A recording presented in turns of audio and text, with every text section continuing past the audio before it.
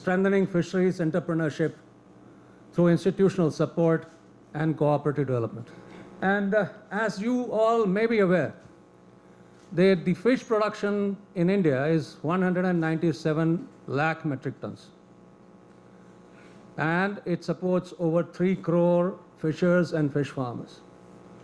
The seafood exports are 62,000 crores. And the sector growth is 9%, which is probably the highest and the fastest growing sector among the animal husbandry and dairy. We probably are one of the fastest growing fisheries sector in this country. So this is how it has been over the last 10 years. It's like there's a leap of approximately 100% across. So what is the role of a cooperative in fisheries? Now I'd like to give you a case study of one institution that I was involved or have worked over the period of time throughout my service. It's Matsyafed, Kerala State Cooperative Federation for Fisheries Development, established in 1984. What is interesting about it over this period of time? They have associated 671 primary fisheries cooperatives. It's a very large number. It looks the 3 digits, but it's pretty large. And it has over 4.7 lakh members. Remember, cooperatives enroll 1% from the family. So this happens to be 4.7 lakh families that are associated with this federation. And then 1.7 lakh SHG members. Now the interesting part is, the first thing that Matsyafed did was to reduce the influence of middlemen, is that they entered the auction system. Auction system is where the price is decided for the produce. So they got their representative involved, and that a certain amount of fund from this auction commission was transferred to the fishermen, one to the cooperative, one to Matsyafed, and one for the welfare of the fishermen. So in that manner, they started doing this, thereby controlling the price. Now, there is another aspect to it. Matsyafed also provides inputs.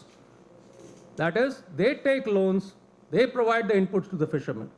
Now, recovery is such that when you start from the point of sale, they start recovering the money as and when the fish comes on land at the landing center. So it's a great business model wherein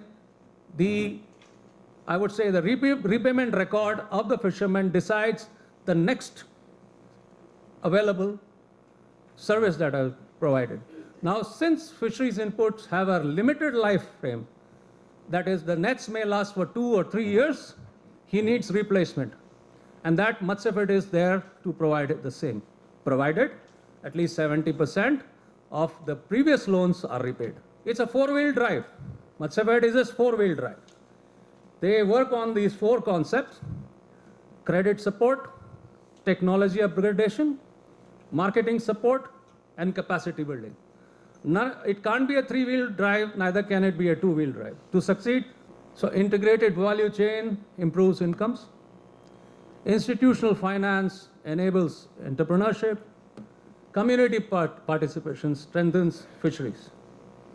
So the policy implications: strengthen the cooperative institutions, improve access to credit and insurance, invest in infrastructure, promote technology adoption. So, future vision for fisheries: let's have aquaculture clusters which are technologically driven, have a market integrated value chains. So, I have an old African proverb which says, if you have to reach somewhere fast, run alone. If you have to go really far, go together. So thank you very much.